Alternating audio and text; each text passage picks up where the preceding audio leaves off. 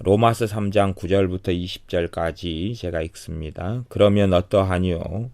우리는 나으뇨? 결코 아니라 유대인이나 헬라인이나 다 죄 아래 있다고 우리가 이미 선언하였느니라. 기록한 바 의인은 없나니 하나도 없으며 깨닫는 자도 없고 하나님을 찾는 자도 없고 다 치우쳐 한 가지로 무익하게 되고 선을 행하는 자는 없나니 하나도 없도다. 저희 목구멍은 열린 무덤이요 그 혀로는 속임을 베풀며 그 입술에는 독사의 독이 있고 그 입에는 저주와 악독이 가득하고 그 발은 피 흘리는데 빠른지라. 파멸과 고생이 그 길에 있어 평강의 길을 알지 못하였고 저희 눈앞에 하나님을 두려워함이 없느니라 함과 같으니라. 우리가 알거니와 무릇 율법이 말하는 바는 율법 아래 있는 자들에게 말하는 것이니 이는 모든 입을 막고 온 세상으로 하나님의 심판 아래 있게 하려 함이니라. 그러므로 율법의 행위로 그의 앞에 의롭다 하심을 얻을 육체가 없나니 율법으로는 죄를 깨달음이니라. 아멘. 그러면 어떠하뇨? 우리는 나으뇨? 결코 아니라 유대인이나 헬라인이나 다 죄 아래 있다고 우리가 이미 선언하였느니라. 그러면 어떠하뇨? 우리는 나으뇨? 그럴 때 우리는 유대인을 이야기합니다. 우리 유대인이 더 나은 점이 무엇입니까? 이건 단지 해석의 문제가 아니라 번역의 문제입니다. 그래서 다른 번역 성경, 새번역이나 공동번역이나 쉬운 성경이나 거의 어느 번역 성경을 보든지 간에 그렇게 번역되어 있습니다. 그러면 우리 유대인이 나은 점이 무엇입니까? 이렇게 번역이 되어 있어요. 그래서 우리가 이 한글 성경만으로 이해를 쉽게 하려 그러면 오해나 곡해를 하게 된다. 그 말입니다. 그러면 우리는 나으뇨? 그럴 때는 우리의 오해와 곡해는 야, 예수님 믿는 우리는 낫냐? 이런 식으로 이제 생각할 수도 있고 아니면 사도 바울이나 로마에 있는 교회 교인들은 낫냐? 이런 식으로 해석할 수 있는데 이건 유대인을 이야기합니다. 그렇기 때문에 그 다음에 유대인이나 헬라인이나 다 죄 아래 있다고 이렇게 나오는 것입니다. 그래서 3장 1절 같은 경우 1절 2절에는 로마서 그런즉 유대인의 나음이 무엇이며 할례 유익이 무엇이뇨 범사에 많으니 유대인의 유익, 유대인의 나은 점이 범사에 많다 그랬어요. 그 중에서 가장 첫손으로 꼽을 수 있는 건 하나님의 말씀을 맡았다는 것이에요. 유대인의 유익이 앞에는 많다 그래 놓고 이제 3장 9절에 가서는 우리는 나으냐 결코 또 아니라 그렇게 이야기하는 것입니다. 그래서 성경에서는 하나님의 말씀에서는 이거 역설처럼 보이지만 사실은 어떤 관점에서 낫고 어떤 관점에서는 전혀 낫지 않고 하는 이야기를 하고 있습니다. 성경 우리가 잘못된 관점으로 보면 그냥 한 관점에서 이야기한 것을 모든 관점이라고 착각해버리면 안 돼요. 성경의 본문들을 잘 봐야지 요즘에는 어떤 극단적인 한 가지 본문만 강조하고 주장하면서 다른 성경들의 본문들을 무너뜨려버리거나 망각해버리거나 잊어버리는 그러한 일들이 많은데 그렇게 하면 안 되고 말씀을 균형되게 이렇게 봐야 된다. 그 말입니다. 예수님의 심판하심도 사람들은 그렇게 생각합니다. 성경을 자세히 안 본 다음에 주님께서 나는 사람을 심판하지 않노라. 나는 심판하러 온 것이 아니다. 그렇게 말씀을 이제 성경에 기록되어 있으니까 사람들은 주님께서는 심판하러 오신 게 아니다. 응? 당연히 심판하러 오신 게 아니죠. 초림하실 때에. 하지만 또한 성경에는 이제 조금 또 지난 다음에 보면 주님께서 심판하러 오셨다 하는 말씀이 나와 있어요. 이 두 가지가 관점이 다른 이야기다 그런 말이에요. 그런데 한 가지만 한 다음에 거기에서 치중해가지고 극단적인 모든 것이 그렇게 되는 것이냐 한다면 성경 본문 주님께서 말씀하신 전체의 본문조차도 이해하지 못하는 것이 됩니다. 부모들이 간혹 가다가 어린 자녀를 키울 때에 자녀하고 문제 속에 이런 일들이 좀 생기는 걸 봐요. 부모가 어떨 때에 어떤 약속이나 말을 해놨는데 자녀는 그것을 조건이나 여러 가지를 따지지 않고 항상 그 약속에 지켜져야 한다, 이런 식의 생각을 하는 경우가 많아요. 그래서 자기 행동과 자기 삶을 돌아보지는 않고 부모한테 약속 지켜라고 막 쫄르면서 엄마는 약속 지키라 해놓고 약속도 안 지키냐, 그런 식으로 자신을 돌아보지 않고 자신이 해야 될 일을 했는가를 살펴보지도 않는 그런 어리석은 아이들이 많은 그런 것처럼, 사람들이 한 가지 말씀은 어떤 관점과 어떤 분야에서, 그래서 그 말씀이 나온 다음에 다르게 그 이어져서 그것을 설명하는 말씀들이 어떤 내용이 되어 있느냐, 이런 부분을 꼭 살피면서 그 올바른 말씀의 관점과 울타리와 테두리 속에서, 문맥 속에서 바르게 성경을 이해하고 알아가야 됩니다. 그래서 유대인들의 유익은 그냥 자동으로 되어지는 유익이 아니라 지금 실제적으로 유대인의 유익은 아주 많다. 하나님 말씀을 맡았다는 유익. 말씀이 있으니까 말씀을 통하여 하나님을 더 알기 쉽고, 하나님 뜻을 알기 쉽고, 말씀을 통하여 하나님께 나아가는 길이 있고, 진리를 가지고 있고, 우리 얼마나 유익이 많겠습니까? 하나님을 아니까 기도할 수 있고, 예배할 수 있고, 또 말씀을 통하여 의로운 하나님의 사람들이 나타나면서 선지자들이 나타나고, 하나님께서 그들을 통하여 꿈과 환상과 계시를 통하여 말씀하시며 하나님의 응답을 들을 수 있고, 또 선지자들을 통하여 문둥병이 치유되기도 하고 몸이 낫기도 하고 고침받기도 하고, 물론 선지자를 통해서는 이방 사람 나만 장군 같은 사람의 문둥병만 고쳐졌던 유감스러운 사건은 있지만, 그러나 많은 기적과 이적들이 나타났던 것은 사실이다, 그런 말이에요. 그런데 이제 3장 9절로 딱 넘어가면, 그러면 우리가 어떠하니요? 우리는 나으뇨? 결코 아니라. 우리 유대인들은 그러면 나으냐? 이제 성경을 기록한 사도 바울을 중심으로 하는 유대인들이 이방인보다 나은 점이 있느냐? 그래서 앞에는 나은 점이 있다 그랬어요. 그 다음에 이제 나은 점이 없다 그랬어요. 이것이 성경에 사용하는 강조 용법입니다. 앞에 나은 점이 없다 그래놓고 어떤 관점에서 나은 점이 없느냐, 그런 이야기입니다. 결코 아니라. 유대인이나 헬라인이나 다 죄 아래에 있다고 우리가 이미 선언하였느니라.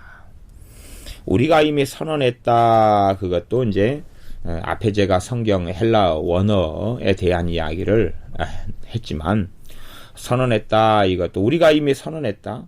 그러면 사도들이 혹은 유대인들이 혹은 이 하나님의 사람 사도 바울이 뭔가를 선언했다 그래서 그것이 사실이 되는 건 아니잖아요. 그렇기 때문에 선언했다, 선언하다, 이런 단어가 이 헬라어 단어인 거예요. 헬라어 단어지만 이 선언하다라는 헬라어 단어는 그 의미만 가지고 있는 게 아니라 내가 말했다, 지적했다, 이야기했다, 그런 의미들을 다 함께 가지고 있어요. 그래서 여기서는 우리가 이미 선언하였느니라, 그게 아니고, 아니 사도가 선언한다 그래가지고 죄가 있다가 없어지고 없다가 있어지겠어요? 이게 선언한 게 아니고 우리가 이미 그걸 전했다, 그런 거예요. 이야기. 우리가 이미 그거에 대해서는 전했고 이미 이야기했다. 혹은 그래서 이 기본적인 부분에 대해서는 우리가 이미 말했다, 이렇게 하니까 어디로 넘어가면 돼요? 로마서 1장으로 넘어가면 모든 사람들이 죄 아래 있어 왔던, 하나님을 알되 하나님으로 영화롭게 아니하는 그 삶 속에 있어 왔던 것, 그러므로 하나님께서 내버려 두셔서 모든 불의한 일을, 추악한 일을 행하도록 하나님이 내버려 주셨다는 이런 말씀을 기본으로 쭉 해서 그 이야기를 이미 앞에서 서두에서 했다, 그런 이야기로 알아먹으면 된다 하는 것입니다. 그래서 다른 번역 성경 같은 경우는 우리가 이것을 이미 이야기했다, 대부분은 좀 지적했다, 이런 것으로 번역을 대부분 다 그렇게 하고 있습니다. 요즘에 우리 한글 번역 성경들은 다 그렇게 잘 번역하고 있습니다. 선언보다는 지적했다 하는 것이 좀 더 맞고, 아니면 편의상으로는 말했다, 이미 내가 말했잖아요. 이미 앞에서 내가 이 서신서의 앞부분에서 지금 이것을 가리켜서 깊이 있게 내가 성령의 감동으로 지금 설명을 해왔던 사항이다. 그런 이야기입니다. 유대인이나 헬라인이나 다 죄 아래 있다. 유대인이나 헬라인 다 죄 아래 있다. 그래서 유대인들이 나은 것은 말씀을 가지고 있어서 말씀으로 씻김 받을 수 있다는 거지요. 진리의 말씀. 주님께서는 너희는 내가 일러준 말로 이미 깨끗게 되었으니 이제 이미 목욕한 자는 발만 씻으면 된다라고 말씀하신 이 성찬 이후에, 성만찬 이후에 발을 씻을 때에 했던 이러한 영적인 진리에 대한 말씀처럼 유대인들은 하나님의 말씀을 물로 많이 비유될 때가 많습니다. 그렇게 내가 씻김을 받을 수 있는 좋은 위치에 있었다 하는 것입니다. 그런 것이지, 유대인이기 때문에 태어날 때부터 의인으로 태어나 버리는 건 아니라 하는 이야기입니다. 태어날 때부터 죄인으로 유대인도 태어나고 헬라인도 이방 사람도 똑같이 죄인으로 태어나서 같은 자리에서 출발한다는 이야기입니다. 조상은 아브라함이고, 또 하나님께 언약을 함께 맺은 언약 당사자가 되고, 그 후손으로 태어나고, 하나님 말씀을 이미 태어나자마자 부모들은 알고 있고, 그래서 말씀으로 나를 양육해 줄 수 있고, 또 태어나서 유대인으로 태어나가지고 보니까 예루살렘에 성전이 있고, 거기에 때마다 갈 수 있고, 이방 사람들 같은 경우는 명절 때가 되면 다 제사 지내고 우상 숭배하는데, 이스라엘 사람들 자기가 유대인으로 태어났고 이스라엘 사람으로 태어났으니까 명절 때가 되니까 하나님께 예배하러 예루살렘에 올라가더라, 그 말입니다. 얼마나 좋은 위치입니까? 그게 유익인데 실제로 하나님과 관계에 있어서는 그것을 자기의 것으로 자기가 만들어야 되는 것이지, 자신이 하나님께 기도하고 회개하고 엎드리고 하나님의 진리의 말씀을 자기가 받아들여야 되는 것이지, 유대인이기 때문에 자동적으로 태어나자마자 하나님께서 성령 충만을 주시거나 의롭게 만들어 버리시거나 아니면 이들이 해야 될 것을 다 없애 주시거나, 이방인들은 밥을 3끼 먹으면 그래야지 이제 살아가지만 유대인들은 한 끼만 먹어도 그냥 3일 동안 힘을 주시거나 그런 일은 아니다, 그런 말이에요. 그런 것처럼 가장 핵심적인 이야기는 유대인도 죄인이다, 그런 말이고 이방인도 죄인이다, 그런 말이에요. 똑같이 더럽게 태어나는데 유대인의 유익은 그 옆에가 강이 있고 그 옆에가 우물이 있고 샘터가 있다, 그 말이에요. 이방인은 어떤 데는 가깝고 어떤 데는 멀고 하지만 전반적으로 진리의 말씀이 멀리 있다는 사실이고, 그렇기 때문에 하나님께서 하나님의 사람들을 전 세계 방방곡곡에 보내서 이 멀리 있는 샘, 멀리 있는 진리의 말씀을 가지고 가서 전하기를 원하시는 것입니다. 그래서 유대인이었던 대부분의 사도들을 전 세계 방방곡곡에 보내셔서 복음을 전해왔던 것이 사도 행전의 역사인 것을 알고, 또한 교회사 이후로 벌어졌던 성령님의 성령 행전의 역사인 것을 우리는 알고 있습니다. 유대인이나 헬라인이나 다 죄 아래 있다고 우리가 이미 선언했다, 이미 말했다, 지적했다. 유대인도 죄 아래 있고 헬라인도 죄 아래 있다는 사실입니다. 그것을 이제 성경 말씀을 통해서 확증하고 있습니다. 이 로마서 3장 10절부터 해가지고 18절까지 확증하고 있는데, 여기서는 제가 구구절절히 어떤 구절은 성경 어디에서 가져왔고 어떤 구절은 어디에서 가져왔고 그런 이야기는 하지 않겠습니다. 그것이야 이제 좀 찾아보고 공부하려 그러면 다 알 수 있는 부분들이기 때문에. 그래서 뭐 3장 의인은 없나니 하나도 없으며 그런 거 시편 14편이나 시편 53편이나 이런 데서 가져오고 깨닫는 자도 없고 하나님을 찾는 자도 없다. 전도서 7장 20절에서 가져오고 등등 해서 성경에 있는 것이 지금 현재 10장부터 18장까지로 보면 하나, 둘, 셋, 넷, 다섯, 여섯, 일곱, 여덟, 최소 8절 정도에서 가져와 가지고 성경 8구절 이상에서 가져와서 확증을 하고 있는 것입니다. 성경, 구약 성경에 있는 주로 이제 시편이 많아요. 시편하고 이사야 성경, 주로 이제 전도서 이렇게 성경 3군데에서 가져와. 대부분은 시편입니다. 거기에서 가져와 가지고 헬라인이나 유대인이나 다 죄 아래 있다는 것을 증명하고 입증한 것입니다. 그래서 제가 말씀을 10절부터 읽어보면 의인은 없나니 하나도 없다. 깨닫는 자도 없고 하나님을 찾는 자도 없다. 이것이 하나님의 말씀이다. 이것입니다. 그러면 우리가 이제 의문을 제기할 수 있잖아요. 야, 구약시대 같은 경우에 엘리야 선지자 같은 경우 하나님을 찾았지 않느냐. 엘리사도 하나님을 찾았지 않느냐. 선지자들이 있어 왔지 않느냐.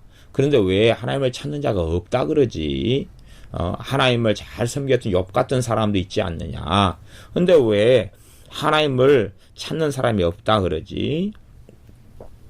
그리고 그 사람들을 성경에는 의인 노아, 의인 이제 욥 그렇게 성경에 기록되어 있고 아브라함이 하나님을 믿으니 그 믿음을 의로 여기셨다. 그래서 의로 여기셨다는 이야기는 의로운 사람으로 보셨다는 이야기니까 의인이 되는 거죠. 의인이 되는데 왜 의인이 없다 하나도 없다 그러는가? 어떤 관점에서 이렇게 말씀하시는가 하는 것입니다. 어떤 관점에서 이야기하는가? 이것은 하나님의 절대적인 의로움의 측면에서 일단은 말씀하고 계시는 것입니다. 제가 신학적인 이야기나 이런 사변들을 최대한 이야기하지 않으려고 이제 제가 생각하고 애를 씁니다.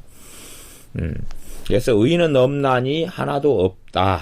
그럴 때에 사람들이 하나님을 찾는 사람들이 있어 왔는데 왜 그런가? 근데 첫째는 하나님의 은혜로 인하여 그들은 하나님을 찾은 사람은 찾게 되었다는 사실입니다. 하나님의 은혜로 인하여 찾게 되었던 거지 스스로 하나님을 구하고 찾게 된 사람은 역사 이래로 아무도 없고 아무도 존재하지 않았다는 사실입니다. 하나님께서 그의 말씀을 보내시기 때문에 그렇고 성령님이 역사하시기 때문에 그렇고 또한 은혜로 인하여 사람들의 마음속에 심령 속에 빛을 비추어 주기 때문에 하나님을 찾게 된다는 이야기입니다. 그렇기 때문에 하나님이 먼저 찾아주신 것을 은혜라고 이야기합니다. 하나님이 찾아주셨기 때문에 사람들이 그것에 반응해가지고 하나님을 찾게 되었다는 사실입니다. 근데 우리가 겉으로 볼 때는 어떠한 구약시대 선지자나 믿음의 사람이나 다니엘이나 이런 사람이 하나님을 먼저 찾은 것으로 우리는 얼마든지 이해하고 혹해할 수 있습니다. 왜냐하면 하나님의 은혜로 그와 만나주시는 그런 구구절절한 사건들은 사실은 없기 때문에 성경 안에 그런 것은 이야기하지 않기 때문에 우리의 착각 속에서는 사람이 그의 의지력으로 그의 결단으로 혹은 그가 너무나 의롭고 경건해서 하나님을 처음부터 찾았다 하는 이해를 가지게 되지만 결코 그것이 아니다라고 성경은 이렇게 증거하고 있고 말씀하고 있는 것입니다. 의인은 없나니 하나도 없고 깨닫는 자도 없고 그러니까 하나님께서 깨닫는 은혜를 주셨다는 사실이에요. 그러지 스스로 깨닫게 된 게 아니라는 이야기입니다. 그래서 그것을 은혜라고 이야기합니다. 하나님 말씀을 좀 깊이 하는 사람은 은혜에 대한 말씀들에 대하여 관심을 좀 가지고 과거에 어거스틴이 그랬던 것처럼 은혜 신학이 무엇인지를 맛을 보고 알게 될 수밖에 없습니다. 그래서 하나님의 은혜가 무엇인가 하는 것을 깨닫고 아는 사람들이 하나님의 말씀 진리에 올바르게 잘 접근하고 있게 되는 것입니다. 사도 바울 같은 경우는 나의 나된 것은 하나님의 은혜로라 그랬습니다.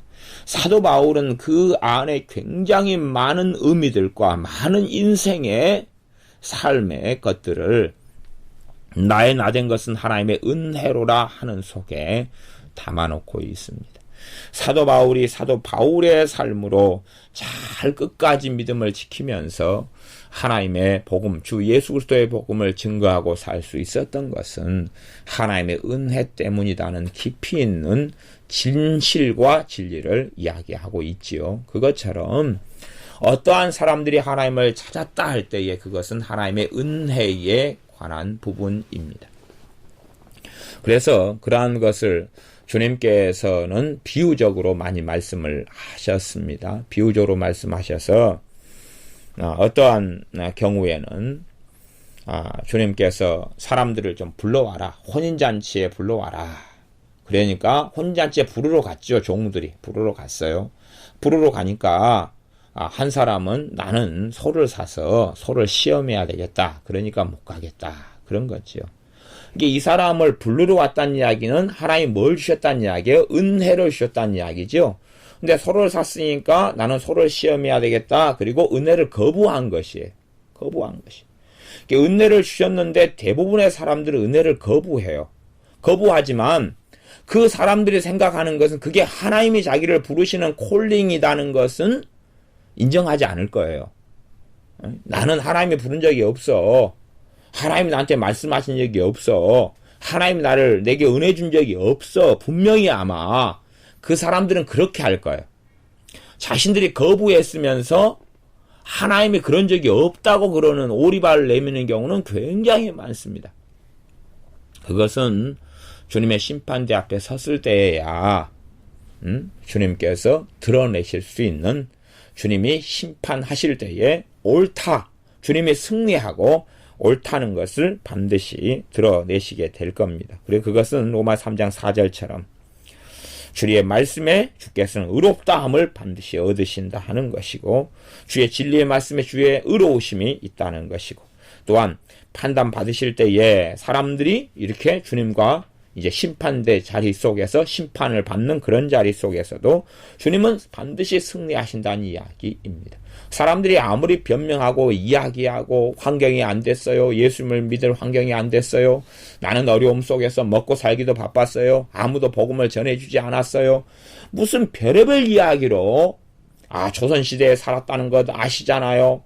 뭐 별 이야기로 다 변명한다 할지라도 주님은 승리하시려고 그의 말씀 속에, 그의 진리 속에 의로움 말씀들을 넣어놨다는 이야기고, 그걸 듣는 형편과 듣지 않는 형편에 있는 모든 사람이라 할지라도 결코 변명할 수 없다는 사실입니다.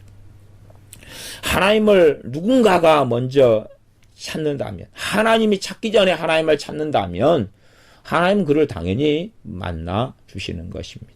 그래서 하나님께서는 이 땅의 모든 인류에게 실상은 그들이 깨닫든 깨닫지 못하든지 간에 은혜를 베풀어 주고 있다는 사실입니다. 우리 신체적으로도 의사들은 그렇게 이야기합니다. 우리가 이 사람 몸에 있는 암을 고치고 치유해요. 그러나 우리가 수술해서 고치고 치유하는 것처럼 보이지만 우리가 치유하는 건 아니에요. 이 사람 몸의 자가 치유력을 우리가 믿기 때문에 암세포를 잘라내서 이 몸이 자가 치유하는 면역체계 시스템, 자가 치유 시스템, 이것이 사람 몸에 있기 때문에 그것 때문에 우리가 이 치료하는 것처럼 보이지만 치료는 사실은 우리가 하는 건 아니에요. 그 부분을, 안 좋은 부분을 수술 통해서 잘라낼 뿐이지 나머지는 몸이 전부 다 하고, 그 자가 치유하는 것이 제대로 돼 있지 않은 경우는 우리가 치유를 돕더라도 치유가 잘 나타나지 않아요. 이게 사람 몸에 있는 모든 어떤 영역과 부분들 속에서 그것이 어떻게 되어지느냐, 우리가 모든 삶의 부분에서 제대로 자가 치유가 되지 않는다면 결국은 사람 몸은 회복되지 못할 거지요. 그런 것처럼 하나님께서 사람 몸에 있는 자가 치유 또 면역 시스템처럼 무수하게 많은 은혜들을 베풀고 계시다 하는 사실입니다. 그래서 그 은혜로 인하여서 받아들이는 사람들이 결국 자기 입장에서는 자기가 하나님을 찾았다고, 먼저 찾았다고 얼마든지 이해하고 곡해할 수도 있게 될 것입니다. 그래서 어떤 사람에게는 보내서 오라 그러니까 내가 결혼했기 때문에 내 아내하고 함께 시간을 보내야 되니까 못 간다 등등의 이야기를 많이 했었지요. 그럴 때 주님께서 밖에 나가서 아무나 만나거든 노숙자든지 장애인이든지 누구든지 부르거든 다 불러가지고 잔치에 오라고 불러라 그렇게 말씀했죠. 물론 그 가운데에서도 누구든지 만나서 이야기했을 때라도 그 부르심에 응답한 사람들은 다수는 아니었다 하는 것입니다. 그래서 진리의 말씀은 의인은 없나니 하나도 없으며 깨닫는 자도 없고 하나님을 찾는 자도 없고 다 치우쳐 한 가지로 무익하게 되고 선을 행하는 자는 없나니 하나도 없도다. 사람들이 행하는 선행이다 하는 것은 그것은 대부분 자신의 영광과 자신의 윤리 속에서 자신의 도덕 속에서 행하는 것이지 참된 선은 하나님을 위해서 행하는 것이 참된 선입니다. 물론 그러한 선한 행위들이 선하지 않다 그런 것은 아닙니다. 그러나 과연 그 선이 하나님의 기준에 이르게 되는 선인가 하는 이야기에서는 하나님의 선의 기준에는 이르지 못한다 하는 것입니다. 누가 물에 빠져 있어서 그를 살려주려고 살려내려고 누가 선행을 하면서 자기 목숨을 걸고 사람을 살려내는 사람이 있고 심지어는 자신의 목숨을 잃으면서라도 물에 빠진 사람을 살려낸 그러한 의로운 사람들이 역사적으로나 현 시대에도 종종 듣거나 볼 수 있는 일입니다. 그러나 그 사람이 행한 그 선이 과연 하나님 앞에서 인정받는 선이냐 하는 것입니다. 많은 사람의 선은 사실은 자신을 세우기 위한 선입니다. 자신의 양심에 어긋나지 않게 하려고 자신의 도덕관념 하나님 앞에서 하나님의 진리에 따라 하나님을 영화롭기 위하여 하나님의 말씀 속에서 행하는 선만 하나님의 기준에 도달하는 절대선이 되어지는데 그 절대선의 기준에는 아무리 어떤 사람의 선이라 할지라도 그것이 심지어 친구를 위하여 목숨을 버리는 그런 선이라 할지라도 하나님의 선의 기준에는 이를 수 없다는 것입니다. 예수님 안에서 행하는 말씀 안에 진리 안에서 행하는 선만이 하나님의 선의 기준에 이르게 되기 때문에 하나님의 말씀은 선을 행하는 자는 없나니 하나도 없도다. 그리고 다 치우쳐서 한 가지로 무익하게 되었다. 무익하게 되었다는 이야기는 모두 치우쳐서 그 말은 모두가 곁길로 빠져가지고 잘못된 길로 빠져가지고 쓸모가 없는 인생과 삶이 되어져 버렸다 하는 말씀입니다. 모두가 다 그냥 삐뚤어져 버렸다. 곁길로 가버렸다. 그 말은 인생도 그렇고 마음도 그렇고 생각도 그렇고 어그러지고 삐뚤어져 버려가지고 하나님 앞에서 쓸모가 없게 되었다는 이야기입니다. 꼭 말하자면 주님께서 어느 무화과 나무를 보셔서 무화과를 따먹으려 그랬는데 무화과가 하나도 없었다 그 말이에요. 쓸모가 없어졌다 그 말이죠. 또 주님께서 포도나무의 비유 가운데 포도나무를 3년을 키웠는데도 열매가 없어요. 왜 열매가 없냐? 이거 뽑아버리고 치워버려라. 그렇게 말씀하시며 비유하셨던 적이 있죠. 그랬더니 청지기가 올해 1년만 좀 참아주십시오. 내가 두루두루 거름도 주고 잘 돌보겠습니다. 그리고 1년 후에도 열매를 안 맺으면 그때는 이제 뽑아버리고 치워버리겠습니다. 그런 것이 일반적으로 우리가 과수원에서나 농장에서나 밭에서나 하는 일이잖아요. 어떤 수확을 거두려고 감나무, 대봉감나무를 심었다 그러면은 때가 되면 대봉감이 맺혀야 되는데 대봉감이 맺히지 않는다면 그 감나무를 계속하여 둘 이유는 없는 거 아니겠어요? 그런 것처럼 그렇게 주인을 위하여 감을 맺고 주인을 위하여 포도를 맺어야지만이 가치가 있다 그런 말이죠. 사람들이 행하는 그 선은 주님을 위하여 자신의 왕을 위하여 맺는 그런 열매는 아니에요. 대부분의 그런 열매는 단지 자기 만족 또한 사회 정의 그러한 어떤 다수를 위한 어떤 것일 수는 있지만, 그러나 그것이 하나님을 영화롭게 하는 하나님의 선에는 이루지 못하고 사람들은 다 쓸모없는 잘못된 길로 다 가버려서 그게 다 치우쳐 잘못된 길로 가고 곁길로 가버리고 삐뚤어지는 마음과 인생과 삶이 되어버려서 쓸모가 없다, 무익하게 되어버렸다 하는 것입니다. 하나님 앞에 열매 맺지 못하는 자가 이미 존재적으로 되어져 버렸습니다. 그렇기 때문에 하나님의 은혜가 아니고서는 우리 주 예수님께서 오시지 않고는 답이 없는 인생이 되었다는 이야기입니다. 그래서 로마서 3장 같은 경우는 사람들이 정말로 깊이 있게 깨달아야 될 진리가 요 안에 있습니다. 내가 정말로 무익하게 되어버렸다는 사실입니다. 칼빈주의 5대 교리로 이야기한다면 그 가운데 인간의 전적 타락에 대한 이야기가 되겠죠. 그거에 대해서 이러쿵저러쿵 논쟁하고 많이 말하는데, 신학적으로 자유의지도 있는데 어떻게 타락했느냐, 그리고 사람들이 기도할 수 있는 힘도 있지 않느냐, 그리고 왜 내가 반찬도 골라 먹고 어쩌는데, 지금 사람들은 그런 쓸데없는 사변으로 흘러갑니다. 그런 사변까지는 우리가 이해하고 생각할 부분이 아니에요.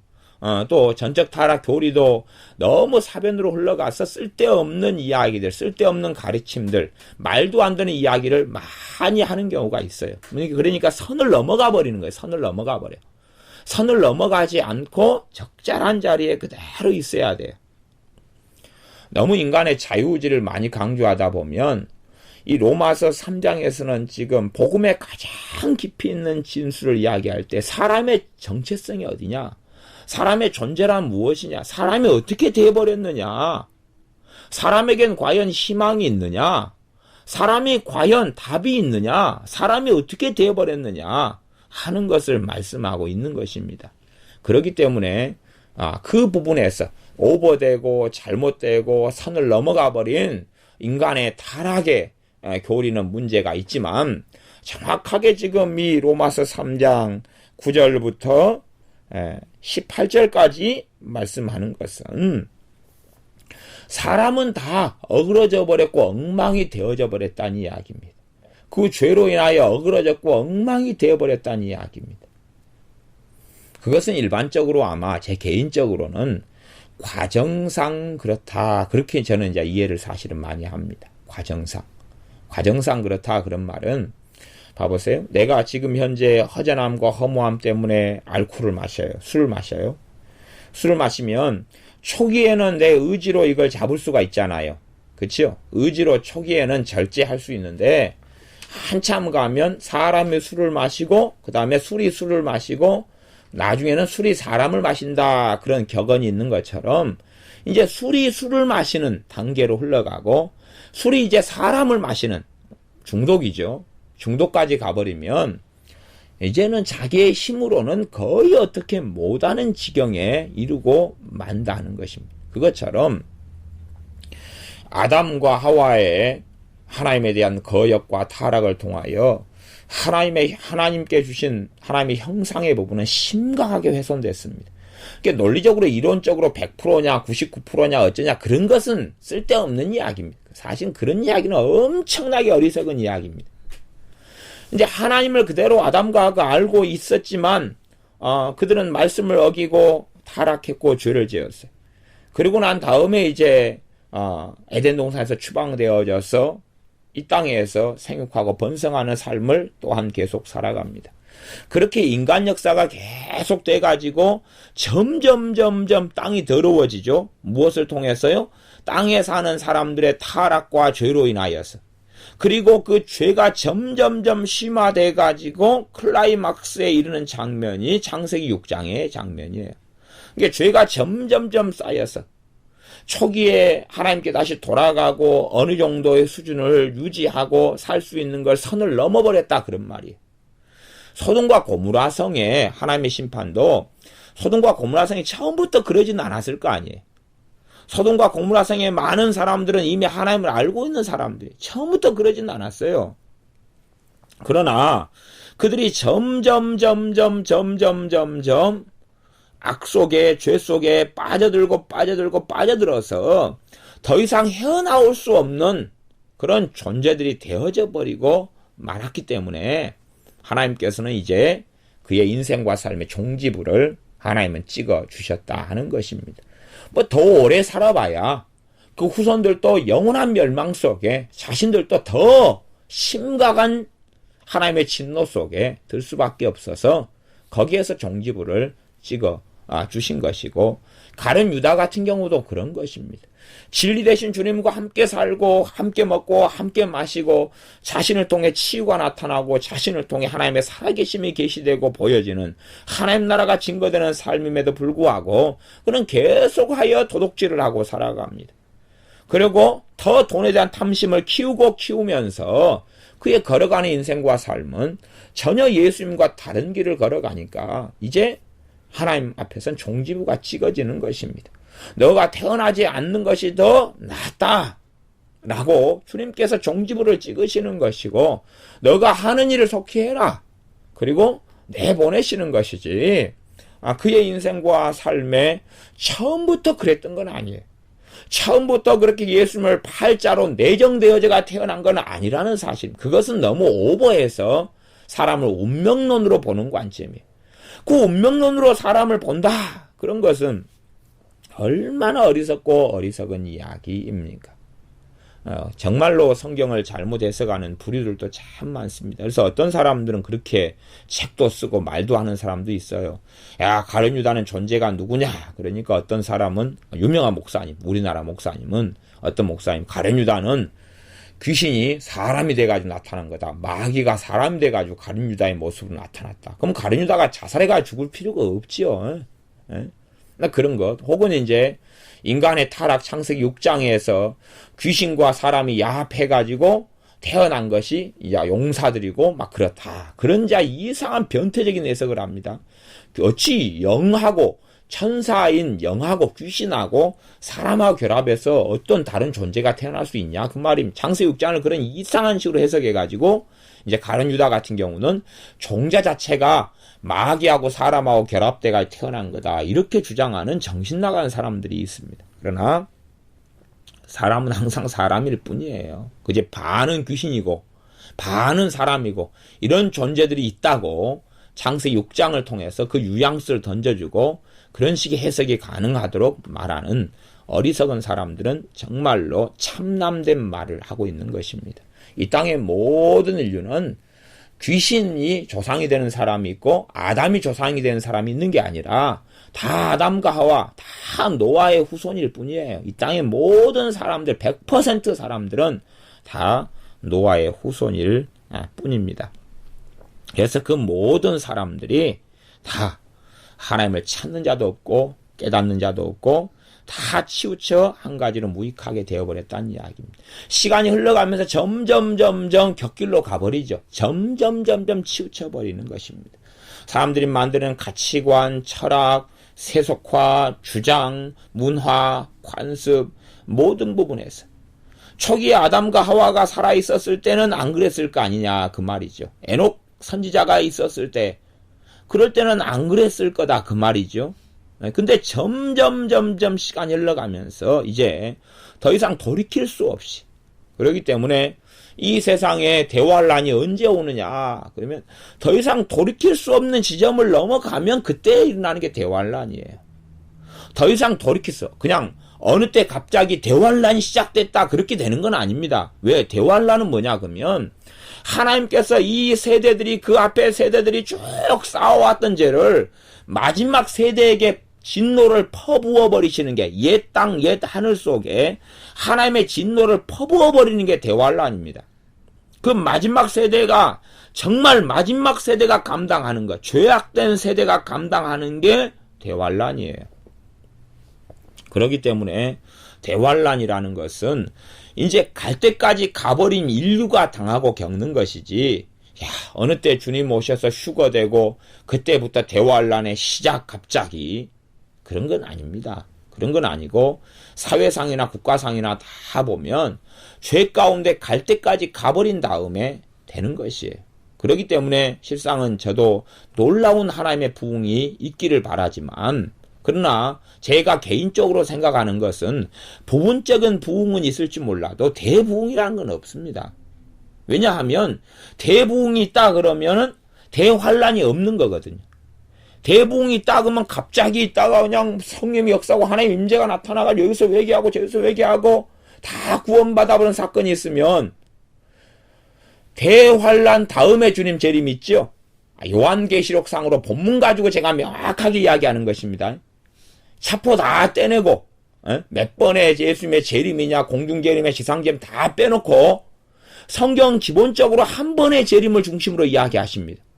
그냥 유비적으로 비유적으로 힌트가 여기 있다 저희가 숨겨놓은 비밀이 뭐 있다 그런 말장난 빼고 성경에서 정확하게 이야기하는 건 대환란 다음에 요한계시록에 정확히 그렇게 나오잖아요. 주님께서 오셔서 그 입에 나오는 검으로 다 죽이고 다 끝장내신다는 게 요한계시록 뒤에 나와 있는 것이고 마태복음 누가복음에서 주님께서 그때의 나팔을 부시면서 자기 사람들을 모으실 거라고 명백하게 돼 있는 부분이에요. 그러면 대부흥을 통하여서 사람들이 다 몇억 명이 돌아와 버리고 변화되어 버린다 그러면 사실은 대환란이라는 것은 어마어마하게 뒤로 미뤄질 거예요. 미뤄진다는 이야기는 무엇이 미뤄진다는 이야기입니까? 예수님의 재림은 언제 있을지 모른다는 이야기가 되어버리고 말아요. 그러니까 대환란이 도대체 기본적으로 무엇이냐는 것을 망각해버리면 대환란과 예수님의 재림과 이 대부흥이 어떤 관계 속에 있는지를 이해하지 못하는 어리석은 생각들이 나오고 맙니다. 그런데 대환란이라는 것은 죄가 쌓이고 쌓여가지고 마지막 시대에 하나님의 진노가 쏟아부어지는 것이에요. 소돔과 고모라성 같은 경우는 거의 그냥 단시간에 그러죠? 단시간에 이제 하루나 막 이런 아주 그냥 짧은 시간에 하늘에서 불과 유황이 쏟아져 버려서 끝장을 내버린 사건이죠. 그런 사건인데 대환란은 마찬가지로 그런 것이에요. 7년이라는 단시간에 하나님의 진노가 쏟아부어지는 사건이에요. 소돔과 고모라성 사람들은 짧은 인생을 살았잖아요. 그렇기 때문에 짧은데 인류의 전 역사로 비춰보면 전 역사를 저는 기본적으로 아담의 타락 이후에 지금까지 혹은 좀 더 짧게 잡으면 노아 홍수 때로 인하여 노아와 7 식구 총 8명의 삶과 인생 물론 그 앞에도 포함되긴 합니다만은 그렇게 해서 지금 주님께서 오시는 그때까지 세대가 감당해야 될 이 땅에 사람이 죄를 지음으로 땅이 더럽게 되고 땅이 토하여 내치리라 했던 것처럼 핏값을 찾으리라 했던 그 핏값이 기본적으로 이 땅의 인류에 있어서 하나님께서 옛 땅과 옛 하늘을 정리하시고 다시금 새 땅과 새 하늘로서 이제 하시기 전에는 옛 땅과 옛 하늘 속에 벌어졌던 그 모든 죄에 대하여 하나님의 진노를 퍼부으셔야지만이 그 다음 하나님의 계획과 하나님의 정해진 그러한 하나님의 나라의 완성 속에 들어가게 된다 하는 것입니다. 그래서 사람들이 생각하고 이해하는 것의 부분에 있어서 우리가 내가 어떤 것을 잘 이해하고 있고 어떤 것을 잘못 생각하고 있는가 하는 것은 꼭 살펴봐야 합니다. 그래서 역사적으로 점점 사람들은 점점 치우쳐 왔고 더러워져 왔고 손상된 마음 속에 그래서 내가 타락한 마음 속에 내 자식을 낳으면 내 자식은 더 타락한 상태 속에서 태어나고 그런 것이지. 그래서 이론적으로야 아담이 범죄하면 100% 타락했다 어쨌다 그건 사변이고 제가 지금 저는 실제적인 이야기를 하고 있는 것입니다. 내가 우상숭배를 많이 했어요. 귀신 역사가 많을 거 아니에요. 절망도 많고 우울증도 많고 별게 많을 거 아니에요. 그런 다음에 애들을 낳으면 애들은 나보다 더 심화된 영적으로 심화된 상태 속에서 일반적으로 태어나요. 그리고 그 애들이 또 더 심각한 상태 속에서 애들을 낳으면 더 심각한 상태 속에서 태어나요. 그런 것이 점점 되어지죠. 그런 현상 중에 하나가 명백하게 로마서 1장에서는 동성애라고 하나님 말씀하셨어요. 하나님을 버리고 떠난 결과로 동성애가 극심하게 남자든 여자든 레즈비언 게이 이게 일어나서 그들의 그릇 때문에, 저희의 그릇 때문에 로마서 1장 27절 상당한 보응을 그 자신들에게 받고 산다. 마음의 정체성에 혼란이 나타나고 자기 안에 저주가 나타나고 사회적으로 문제가 일어나고 그 가족들이 상처를 받고 이러한 보응들을 나아가서 그 사람들이 많아져 가면 사실은 동성애자들이 시대적으로 많아진다는 것은 대환란이 가까웠다는 이야기. 소돔과 고모라성은 동성애자들로 꽉 찼었잖아요. 그러니까 불과 유황으로 쏟아부어졌기 때문에 동성애라는 것이 시대나 상황과 국가나 민족이나 사회 속에서 공인되어져 가고 용인되어져 가면 갈수록 하나님의 심판 진노의 때가 다가왔다는 것을 알 수 있는 키워드 중에 하나예요. 그것이 로마서 1장의 이야기입니다. 그렇기 때문에 사람들이 점점 악이 쌓여져 가고 점점 사회는 좋은 쪽으로 가는 게 아닙니다. 인간성이 더 좋은 쪽으로 가는 게 아니에요. 도덕적으로 변하는 게 아닙니다. 한 번의 때는 그런 거죠. 세계 1차, 2차 대전을 겪으면서 사람들에 대해 산업혁명이 나타나서 굉장히 기대감을 많이 품었습니다. 야, 사람이라는 존재는 의로워, 깨끗해, 거룩해. 그러나 세계 1차, 2차 대전이란 세계 대전을 치르면서 사람들이 얼마나 포악한가, 얼마나 악한가, 얼마나 저주 속에 살아가는가가 확인이 드러났어요. 사람이 얼마나 기대할 게 없는가. 그러다가 다시 전쟁의 상처를 딛고 일어나면서 점점 과학이 발달하고 복지 속에 살면서 사람들은 그런 착각을 하고 있습니다. 우리는 얼마나 의로운가, 우리는 얼마나 깨끗한가, 우리는 얼마나 윤리적인가, 우리는 얼마나 바른가. 하지만 사람 뱃속에 있는 탐심과 이기심과 정욕은 점점 강화되어져 오고 있는 것입니다. 단지 한 번 불을 끈 사건이 제가 보기엔 1차, 2차 대전이라고 봐요. 대한민국 사람들의 심령 속에 더럽게 되고 악으로 달려가는 것을 한 번 불을 끈 사건이 6.25 전쟁이라고 봐요, 저는. 물론 6.25 전쟁의 관점은 여러 관점 가운데 제가 가지고 있는 여러 관점 가운데 한 관점만 이야기하는 거지 그것이 다라고 하는 이야기는 아닙니다. 사람들의 타락과 악으로 달려가는 것을 하나님의 은혜가 스톱을 좀 시켜줘야 되거든요. 스톱을 시켜줘야 막 갈 때까지 다 가는 것을 스톱을 시켜주셔야 돼. 어떤 사람이 치킨을 너무 좋아해서 밤낮 없이 치킨을 물고 살다가 조류 인플루엔자가 생기고 닭들이 샥 죽어나가니까 그 치킨에 중독됐던 것이 약간은 좀 스톱이 되는 것처럼 돼지고기에 너무 좋아했다가 돼지들이 그냥 병으로 싸그리 침몰되고 죽어가고 그런 걸 통하여 돼지에 미쳐있는 정신이 좀 스톱이 되는 것처럼 이것이 하나님께 주시는 은혜예요. 마지막에 주시는 은혜들이다 그런 말이에요. 제가 비유적으로 하는 이야기입니다. 그래서 이런 것을 지나서 그 죄가 쌓여서 벌어지는 이제는 더 이상 쌓일 죄가 없는 포화 상태가 됐을 때에 벌어지는 것이 대환란이에요. 이게 하나님의 진노의 때라 그런 말이에요. 하나님의 진노의 때.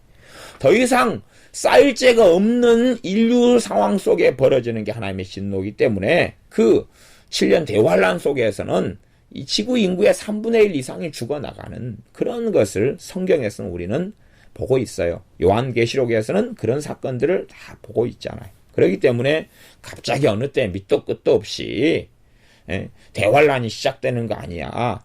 그건 대환란에 대한 그 성경, 이 본질, 그 이해가 부족한 그런 이야기입니다. 시대 상황을 보면서 이제 제가 완전히 목까지 다 차버리는 사람들마다 강팍해져 버리고 심지어는 이제 이 지구상에 있는 교회 믿는 사람들이 다 뭘로 넘어가 버려야 돼요? 종교다운주의로 넘어가 버려야 돼. 종교다운주의로 넘어가면서 정상적으로 깨어있고 신앙생활 하는 사람들을 모든 민족에게 너희가 미움을 받으리라. 모든 사람들이 증오하고 미워하고 그럴 때가 돼야지. 그럴 때가 되면 알 수 있어요. 이제 곧 끝이구나 하는 걸 알 수가 있다. 그것은 주님께서 마태복음 24장에 명백하게 말씀해 왔던 것이. 그래서 제가 종말에 대해서 심취하거나 좀 극단적으로 하는 분들은 꼭 기본적으로 마태복음 24장 전체를 좀 읽어보시라. 눈을 똑바로 뜨고 몇 번 정독을 해보면서 기도하면서 읽으면 그냥 베일이 좀 벗겨질 것이다 하는 이야기를 제가 간간히 해요. 그렇기 때문에 사람들의 존재나 실체 자체가 다 치우쳐서 점점점 시간이 흘러가면서 어떻게 되어 왔다는 이야기입니까? 치우쳐 왔다는 것입니다. 그래서 한 가지로 다 이미 이제 존재 자체에서는 무익하게 되고 쓸모가 없어져 버렸다는 이야기. 언제 그렇게 됐는지는 몰라요. 신학적으로는 그냥 아담과 하와가 선악과를 먹은 사건 때 그랬다고 말해도 뭐 문제는 없어요. 그런 걸 구구절절히 따지는 그런 사변으로 가겠다는 이야기는 아니에요. 이미 다 어느 타임 어느 때든지 몰라도 의인은 하나도 없다고 하나님은 선포돼 버렸어요. 그게 성경에 선포된 것이. 기본적으로 이 선포는 시편에 나와 있으니까 뭐 그전 시대에 대해서는 제가 말하고자 하는 건 아니에요. 그러나 우리는 지금 선포된 시대에 살고 있어요. 그리고 실제로 사람들은 하나님을 찾지 않고 다 이미 쓸모없어져 버린 그러한 잡초처럼 돼버렸다 하는 이야기입니다. 로마서 뒤에 가면 우리는 돌감람나무다 하는 이야기를 하잖아요. 돌감람나무가 어디에 접붙임이 되어졌어요? 참감람나무이신 주님께 접붙임이 되어져 가지고 참감람나무 대신 주님으로부터 진액을 받는 사람이 되었다 하는 이야기를 합니다. 돌감람나무라고 이야기할 때는 그냥 쓸모 없어져 버렸다 그렇게 말할 수 있다. 쓸모 없어져 버렸다. 감나무도 한참 키우다가 너무 크기가 많이 커지면 그게 이제 감나무 가운데는 고목이 돼버리기도 하지만 일반적으로 쓸모가 없어져 버려요. 쓸모가 없어져서 더 이상 과수에서는 그런 감나무는 일반적으로 베어버립니다. 감이 얇구진 것이 몇 개 열리고 그 높게 열리면서 거기에 어떻게 농약도 줄 수도 없고 어떻게 가꿀 수도 없고 그런 쓸모 없어져 버려요. 그러니까 얼마 동안은 그냥 좀 애들 장난치고 애들한테 짝대기로 감따 먹으라고 놔둘 수는 있지만 쓸모 없어져 버리기 때문에 그냥 베어버려요. 그런 것은. 그렇게 되는 것처럼 쓸모 없어져 버릴 때들이 많이 있어요.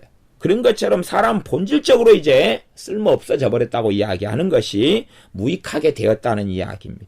선을 행하는 자는 없나니 하나도 없다 그래서 하나도 없다고 하나님 말씀은 선포되어 있습니다. 저희 목구멍은 로마서 3장 13절 저희 목구멍은 열린 무덤이요. 열린 무덤이다. 그 말은 열린 무덤에 그 혀로는 속임을 베풀며 그랬죠. 그까지가 이제 시편 5편 9절에 있는 이야기입니다.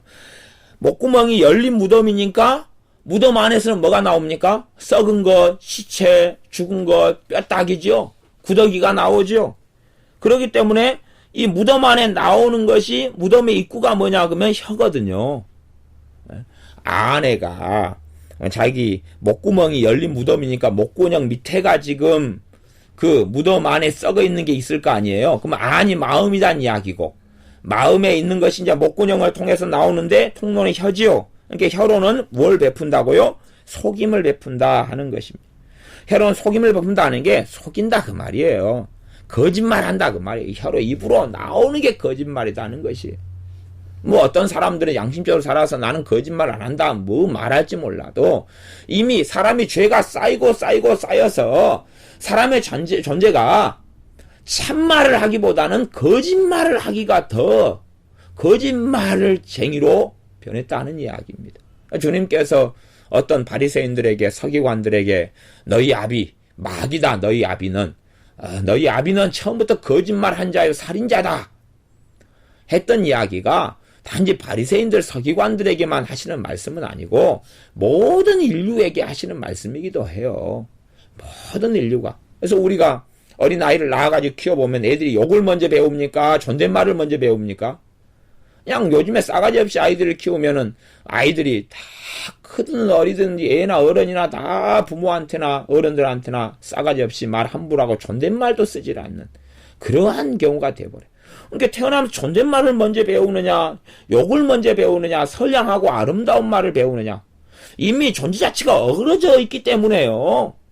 그래서 어린아이의 마음에는 어린아이에게는 미련한 것이 얽혔다. 이를 초달하는 채찍이 이를 쫓아낸다고 말씀하는 겁니다. 아이 안에는 온갖 더러운 게 얽혀있기 때문에 본질이 이미 그렇게 되어버렸기 때문에 채찍질을 해가지고 초달하고 매를 때려가지고 이것들을 정리를 시켜줘야지 이 아이가 그러니까 부모가 초달하는 것은 하나님께서 아이에게 주는 애예요. 하나님께서 아이에게 뭘 주셨다는 거예요? 부모를 주셨다는 거예요. 모든 아이가 다 부모를 가지게 되는 건 아니지만, 왜? 고아도 있고 버림받은 아이도 있기 때문에. 하지만 전반적으로는 아이에게 부모라는 존재는 하나님의 은혜에 속한 것이에요. 또 그 부모는 자기의 또 부모가 있었을 거 아니에요.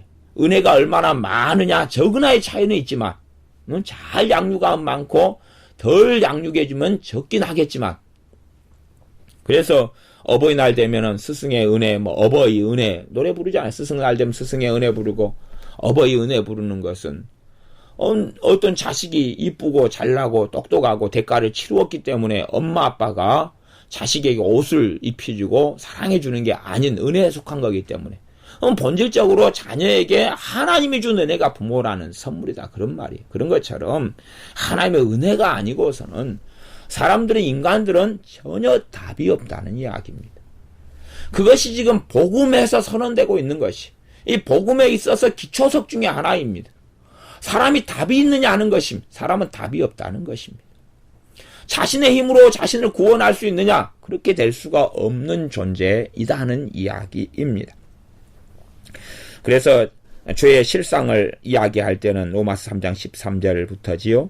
실제적으로 구체적으로 이제 그걸 증거하고 있는 실제적인 내용이겠죠. 앞에서는 이제 진리의 부분에 대한 이야기고 뒤에서는 그 진리가 그 실제적인 영적 실상이 어떻게 벌어지고 있느냐 하는 건데 저희 목구멍은 열린 무덤이요 그 혀로는 속임을 베풀며 그 입술에는 독사의 독이 있다. 입술에 독사의 독이 있으니까 입을 맞추고 입으로 물고 그러면은 독이 확 번져가겠죠. 그러니까 입에서 이제 혀를 통해서 말이 나오지요. 말이 나오면 그 말을 통하여 말이 뭐가 됩니까? 독사의 독이 돼가지고 그 말을 통하여 사람의 심령과 인생과 삶 속에 심각한 해악과 문제를 가져와 버리는 것을 이야기해야 합니다. 14절은 그 입에는 저주와 악독이 가득하고 사람 입에는 저주와 악독은 독설이죠. 독설. 막 저주하는 말. 그래서 요즘에 중학생, 고등학생, 초등학생 아이들을 보면 입에 얼마나 막 저주, 악독을 달고 사는지 모릅니다. 절제시키지 않고 바르게 훈육시키지 않고 자기들끼리 모였을 때는 욕이 아니면 대화가 안 되는 그러한 삶을 사는데 그게 사람들의 본질이고 본성입니다. 그 발은 피 흐르는데 빠른지라. 발이 피를 흘리는데 빠르다 그 말은 이 발로 살아가면서 이사야 59장 7절 8절에 있는 말씀인데 발이 이 자기가 행하는 인생사의 행동과 삶과 걸음이 피를 흘리는데 빠르다 그 말은 단지 그냥 사람을 죽이기에 빠르다는 걸 넘어서서 죄된 길로 쉽게 가버린다 그런 말입니다. 죄된 길로 옳고 선하고 바른 길로 가기보다는 기회만 되고 상황만 되고 여건만 되면 피 흘리는데 그 말은 하나님과 어긋난 못된 죄를 행하는 그런 습성과 본성에 따라 거기에는 빠르다 그 말이에요. 돈이 떨어져 있고 아무도 안 보면 그건 돈 주인 찾아주려고 하기보다는 자기 호주머니에 확 넣어서 내 것으로 삼는 것 그것이 훨씬 더 빠르다 그런 이야기입니다. 그래서 사람들에게 하나님의 말씀은 끝까지 믿는 신자들에게 너희는 시험을 피하라 유혹을 피하라 그러는 것이죠. 유혹거리를 만나게 되면 사람들은 유혹적으로 아무리 예수님을 믿는 사람이라 그래도 그 유혹 속에 좀 있다 보면 그 유혹 속에 빠져드는 것이 인지상정이다 하는 이야기지. 예수님을 믿게 되었으니까 이제 유혹에서는 완전이다. 무조건 이길 수 있다. 그런 말은 틀린 말이라는 사실입니다. 16절 파멸과 고생이 그 길에 있어 평강의 길을 알지 못하였고 인생사 속에 이제 어떤 길이 있다는 이야기입니까? 파멸과 고생의 길이 있다는 이야기입니다. 고생은 다른 번역으로 이야기한다면 비참을 고생이라고 이야기합니다. 여기서는 이제 비참입니다. 우리가 일반적으로 생각하는 그런 고생이 아니고요. 비참한 것을 이야기해요. 비참한 것. 인생에는 파멸이 있고 비참한 일이 있다 그 말이에요. 파멸은 좀 더 다른 말로 하면 파괴, 무너짐 이런 것도 이야기합니다. 그래서 공동번역 같은 경우는 파괴란 단어로 번역을 했어요. 그리고 이제 고난은 비참함이다. 비참합니다. 그러니까 인생 속에는 파멸, 무너지고 뭘 세우려 하는데 다시 무너지고 하는 것과 비참한 일이 인생에 걸어가는 그 길 속에는 이제 가득하고 있다는 사실입니다. 평강의 길을 알지 못한다. 평강의 길은, 평강은 평안, 평화, 평안이죠. 이제 심령과 인생과 삶 속에 최소한 겉으로는 평강한다고 보여질지 몰라도 안에 속에서는 평화, 평강이란 것. 진정한 하나님께 주시는 정말로 그 본체적인, 본질적인 평안은 없다 하는 것이 인생이 걷는, 인생의 삶에 대한 진실이라는 것입니다. 그리고 심지어 나아가서는 사람들의 눈에는 그들의 저희 눈앞에 하나님을 두려워함이 없느니라 했던 것처럼 하나님을 두려워하지 않는 삶을 사는 겁니다. 어떠한 사람들도 하나님을 두려워하지 않는다는 이야기. 하나님을 두려워하지 않아요. 하나님을 의식하지도 않고 알지도 못하고 인정하지도 않습니다. 그래서 천하 만물의 하나님의 살아계심을 이미 다 보여주셨는데도 밝히 드러나 있다라고 로마서 1장이 증거한 대로 하나님을 알만한 것이 천하 만물에 다 보여서 하나님의 전능하신 능력과 하나님의 영광이 다 드러나 있는데도 불구하고 사람들은 하나님을 알기를 원치 않아서 그 사람들의 눈앞에 하나님을 두려워하는 삶을 살지 않고 있습니다. 근데 그것이 이 모두가 다 죄인이다. 정말로 모두가 다 유대인이나 헬라인이나 이 실상은 영적인 실상과 진실은 똑같다 하는 이야기입니다. 유대인들은 의인으로 태어나고 헬라인 이방인은 죄인으로 태어나고 유대인들은 목구멍이 열린 무덤이 아니라 목구멍에서는 보석이 나오고 돈이 나오고 황금이 나오고 이방인 사람들은 목구멍에서 이 열린 무덤이 되어서 썩은 것, 죽은 것이 나오고 이런 게 아니라 이 실상은 다 같다는 이야기입니다. 아브라함도 그랬고 하와도 그랬고 아담도 그랬고 노아도 그랬고 에녹도 그랬고 다니엘도 그랬고 다 그랬다는 이야기입니다. 다 그랬다는 이야기예요. 다 그랬다는 이야기지 예외가 되는 게 아니라는 이야기입니다. 그러면 이런 주로 이 말씀들은 지금 제가 시편하고 전도서 그리고 이사야에 있는 말씀들을 인용을 하면서 말씀을 한 부분입니다. 그렇게 따지면 저 시편이다 그러면은 주로 이제 다윗을 통해 하나님이 하신 말씀들이 많지요. 그러면 다니엘 같은 경우는 언제 사람이에요? 포로기 때 사람이죠. 포로기 때 사람이고 다윗 같은 경우는 주로 AD 1000년경의 사람, 아니 BC 1000년경의 사람이, BC 1000년경에. 다니엘 같은 경우는 이제 세 나라의 총리를 주로 했어요. 세 나라의 바벨론, 그 페르시아, 바사, 뭐 이런 나라부터. 그렇기 때문에 그때로 따지면은 BC 600년, 500년 그렇게 이어져 갑니다. 그러니까 이미 다윗하고는 몇 년 차이가 나요? 한 400년 차이가 나버리죠. 그러면 이미 다윗이 선언했을 때, 다윗이 그 앞에 시대까지 다 포함해서 선언했느냐, 아니면 그때 기점으로 선언했냐, 그런 말장난은 제쳐놓고, 최소한, 선언했던 기점으로 생각할 때라도 다니엘은 훨씬 우대의 사람이니까, 이게 다니엘 같은 정말로 깨끗하고 주님 앞에 선 사람이라 할지라도, 그도 다 치우쳐 있는 사람이고, 그것도 쓸모없이 된 사람이고, 그의 다니엘의 목구멍도 열린 무덤이고 그 혀로는 속임을 베풀고 그 입술에는 독사의 독이 가득하고 그 입에는 저주와 악독이 가득하다 그런 이야기입니다. 그런데 하나님께서 은혜를 주시고 그가 그 은혜를 받아들이고 그 은혜에 의하여 하나님 앞에 일찍부터 서고 살아왔던 이야기이다 하는 것이지 그는 태어나면서부터 태생이 틀려 종자가 틀려 그런 것은 아닙니다. 인간의 혈통적으로 또한 문벌적으로 가문적으로는 혈통이 귀족 혈통, 평민의 혈통, 상민의 혈통으로 날 수 있을지 몰라도 인간의 본질적인 부분에 있어서 사람이라는 본질적인 측면에 있어서는 누구든지 간에 예외가 없는 같은 자리에 서 있다 하는 것입니다. 이제 그러면서 로마서 3장 19절 20절로 이어져 갑니다.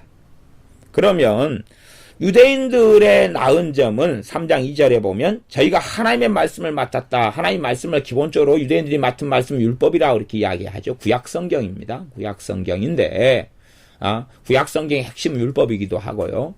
물론 창세기 경우는 율법하고 다르죠. 그 앞에 쭉 요셉 죽을 때까지 이어져 왔던 내용이 창세기 1장부터 50장까지 이야기니까요. 그 다음 출애굽기에는 조금 지난 다음에 이제 모세가 태어난 이야기, 그리고 출애굽한 이야기, 그 다음에 그러면서 벌어진 사건과 일, 하나님의 말씀, 그런 것들이 기록되어 있지요. 그래서 이제 유대인의 나은 점이 하나님의 말씀을 맡았다 하는 것을 중심으로 이야기하면서, 그러면서도 나은 점이 없다. 어떤 점에서 나은 점이 없느냐? 모두가 다 죄인이고 죄 아래에 있다. 그러면 이제 어떤 것을 다루어야 하냐 그러면 유대인이 율법 하나님의 말씀을 맡았고 있고 나은 점이 그것이 나은 점인데 또한 사람이 죄인이란 면에 있어서 우리가 치우치고 어그러졌고 쓸모가 없어졌고 무익하게 됐고 아니면 열린 무덤이 목구녕이고 악독에 빠르고 피 흘리는데 사람 발이 빠르고 하는 부분에 예외가 없다. 이 두 가지 부분에서 이제 함께 이야기를 해야 될 부분이 있지요. 그것이 3장 19절하고 20절에 대한 이야기입니다. 우리가 알거니와 무릇 율법이 말하는 바는 율법 아래에 있는 자들에게 말하는 것이니 율법은 율법 아래에 있는 사람들에게 말하고 있다. 이는 모든 입을 막고 온 세상으로 하나님의 심판 아래에 있게 하려 함이니라. 율법 아래에 사는 사람들은 율법의 명령을 받아야 될 거 아니에요? 그렇죠? 그럼 율법 아래에 사는 사람들을 우리가 그렇게 생각할 수 있습니다. 율법은 유대인들이 받았잖아. 그러면 이방인들은 율법을 지킬 필요가 없네. 그럼 이방인들은 율법의 핵심이 10계명인데 1계명이 뭡니까? 하나님만 섬기라는 것이죠. 하나님만 섬기라는 게 10계명이 1계명이잖아요. 1계명을 제가 제1은 너는 나 외에는 다른 신들을 내게 있게 말지니라 그랬잖아요. 너는 나 외에는 다른 신들을 내게 있게 말지니라 하나님만 섬겨라는 것이죠. 그러면 나는 유대인 아니야. 나는 한국 사람이야. 그렇기 때문에 하나님만 섬길 필요가 없지. 그것은 말이 되는 게 아니라는 것이. 그래서 지금 3장 2절 같은 경우에 저희가 유대인들이 하나님의 말씀을 뭐 했다 그랬어요? 맡았다 그런 거예요. 맡았다 가졌다 그런 게 아니고 맡았다는 이야기. 청직이라 말씀의 청직이라는 이야기. 그래서 제가 옛날부터 이 율법 언약을 맺을 때에 시내산 언약을 맺을 때에 이스라엘 사람 유대인들만이 언약을 맺은 게 아니라 인류를 대신하여 모든 민족 모든 국가를 대신하여 언약을 맺은 사건이라는 시내산 언약의 사건을 제가 이야기했어요. 단지 유대인만의 율법이고 언약이다 그러면 율법은 모든 사람들에게 해당되는 게 아니게 되겠죠. 도적질 하지 말라 그러면 우리한테 해당되지 않는데요. 그럼 하나님은 그것을 심판하실 수가 없을 거 아니에요. 나 그렇지 않다 하는 것입니다. 그렇지 않는 것이 하나님의 말씀 속에서 모든 사람은 모든 인류는 심판을 받는 것입니다. 그러한 이야기를 이제 3장 19절에서 잘 이야기하고 있어요. 그러니까 3장 19절 같은 경우도 사람들이 잘 이해하지 못하는 말씀에 속합니다. 잘 알지 못하고 이해하지 못하는 말씀에 대한 이야기가 좀 들어가 있어요. 우리가 알거니와 무릇 율법이 말하는 바는 율법 아래에 있는 자들에게 말하는 것이니 이는 모든 입을 막고 유대인들의 입만 막는 게 아니라 무슨 입을 막아요? 모든 전 세계 사람들의 입을 막고 온 세상으로 유대인들만으로요? 아니요. 율법을 통해서 누구를요? 온 세상으로 어디 아래에 있는다? 하나님의 심판 아래에 있게 하려 함이라는 거예요. 온 세상 사람들이 하나님 율법을 본대로 하나님 율법은 뭐예요? 하나님의 뜻이지요. 하나님의 공의가 드러나고 나타나는 것이지요. 그가 말씀하실 때에 그는 의롭다함을 얻으신다는 게 3장 4절 말씀이에요. 그런 것처럼 율법을 통해서 하나님의 공의가 드러나 있어요. 그것을 보면서 사람들은 내가 심판받을 수밖에 없구나 하는 걸 알게 되는 것이에요. 그러니 이방인들이 하나님의 법인 율법에 무관심할 수 있어요. 그러나 결코 책임을 회피하거나 면제받을 수 있는 건 아니라는 이야기입니다. 그래서 하나님의 말씀을 유대인들이 맡았어요. 그리고도 이 사람들은 책임을 불이행하는 것이 말씀을 맡았으면 말씀을 이방인들에게나 사람들에게 전해줘야 되잖아요. 근데 자기들도 말씀을 잃어버려요. 그래 어쩔 때는 성경을 청소하다가 자기들도 잃어버린 율법사가 발견이 돼요. 그러니까 왕은 옷을 찢고 회개하고 그러면서 막 초막절을 지킬까 유월절을 지킬까 어쩔까 어쩌면 좋노 제사장이나 선지자한테 물어보라 그러고 그런 일들이 벌어지잖아요. 그렇기 때문에 하나님께서 이 포로기, 이스라엘 백성의 포로기는 이스라엘 백성의 진노에 이스라엘에 대한 하나님의 진노의 심판이기도 하지만 포로기를 통해서 유대인들이 흩어지면서 뭐가 만들어집니까? 회당이 만들어져요. 회당의 구실이 뭡니까? 하나님의 말씀을 가리키는 구실이거든요. 그것을 통해서 각 세계마다 회당이 세워지면서 포로가 잡혀서 끌려가서 여기저기 흩어져 있는 유대인들이 회당을 세우고 하나님 말씀을 전파하면서 전 세계 사람들이 조금은 하나님의 말씀인 율법을 들어볼 수 있는 기회를 제공하죠. 그렇기 때문에 사도행전에서는 이디오피아 네시, 간닥의 여왕의 국고를 맡은 네시가 예루살렘에 올라와서 하나님께 예배하고 절기를 지키려고 찾아 올라오잖아요. 네시가. 사실은 참 특별한 이야기입니다만은 율법 같은 데는 네시는 사람으로 취급해야 하네요. 안 한단 말. 고자는 하나님의 총회에 못 들어온다 막 그러고 이게 복잡한 이야기가 있습니다. 그런데도 불구하고 그 네시인 고자인데도 불구하고 그 네시가 하나님을 섬기려고 절기 때 예루살렘에 찾아오죠. 그렇게 하나님 말씀이 전 세계에 오픈되고 알려지는 그런 유대인의 사명 감당하지 못했던 것을 하나님은 합력하여서 유대인들을 심판하시면서 또한 그들의 사명의 일부분을 감당할 수 있는 기회와 은혜의 문을 열어주시는 것이 포로기의 사건입니다. 온 세상으로 하나님의 심판 아래 있게 하려 함이니라. 그래서 대표적으로 유대인들이 신해상 언약을 통해서 율법을 받은 거지 전 세계 사람들이 사실은 받은 것이다 하는 이야기입니다. 그래서 그런 부분을 잘못 해석하는 사람들이 굉장히 많은 것 같아요. 유대인들만의 율법이다 이렇게 생각해버리고 해석하는 사람이 굉장히 많아요. 이건 정말 복음의 기본적인 이해입니다. 복음의 기본적인 이해예요.